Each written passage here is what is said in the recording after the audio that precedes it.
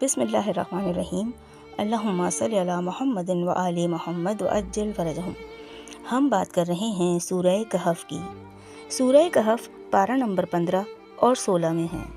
رکوع اس میں 12، کل آیات 110، کلمات اس میں 1577، حروف اس میں 6360 ہیں۔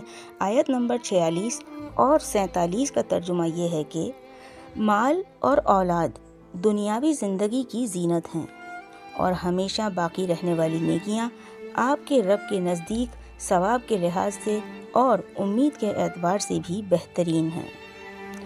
اگر انسان مال و دولت کو ایک مقدس مقصد کے لیے ذریعہ نہ بنائے اور خود اسی کو مقصد قرار دے تو یہ صرف چند روزہ دنیاوی زندگی کے لیے ایک عارضی زیب و زینت ہے، جبکہ نیکیاں ہمیشہ باقی رہنے والی ہیں۔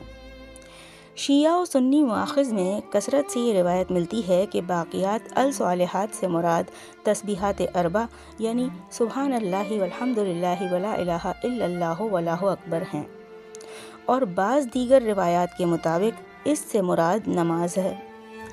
در حقیقت ان روایات میں باقیات الصالحات کے اہم مصادیق ذکر ہے، اور جس دن ہم پہاڑوں کو چلائیں گے اور زمین کو آپ صاف میدان دیکھیں گے، اور اس دن سب کو ہم جمع کریں گے اور ان میں سے کسی ایک کو بھی نہیں چھوڑیں گے۔ سامعین گرامی، قرآن پاک میں جہاں بھی قیامت کا منظر پیش کیا گیا ہے وہاں ضرور یہ مذکور ہے کہ پہاڑ اکھڑ جائیں گے، پہاڑ ریزہ ریزہ ہو جائیں گے، اس دن پہاڑ دھنی ہوئی اون کی طرح ہو جائیں گے۔ الغرض زمین روز اول کی طرح بالکل چٹیل میدان بن جائے گی، جس پر نہ کوئی پہاڑ ہوگا، نہ کوئی عمارت اور نہ ہی کوئی درخت وغیرہ۔ ارشاد قدرت ہے کہ اس دن زمین اس طرح چٹیل میدان بن جائے گی کہ نہ اس میں کجی ہوگی اور نہ ابھار نظر آئے گا، اور اسی عظیم انقلاب کا نام قیامت ہے۔ جی سامعین گرامی، یہ تھا سورہ کہف کی آیت نمبر 46 اور 47 یعنی 46 اور 47 کا ترجمہ۔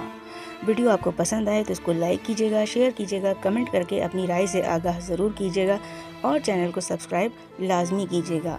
بہت جلد آپ سے پھر ملاقات ہوگی انشاءاللہ سورہ کہف کی مزید دوسری آیات کے ترجمے کے ساتھ۔ جب تک کے لیے اللہ نگہبان۔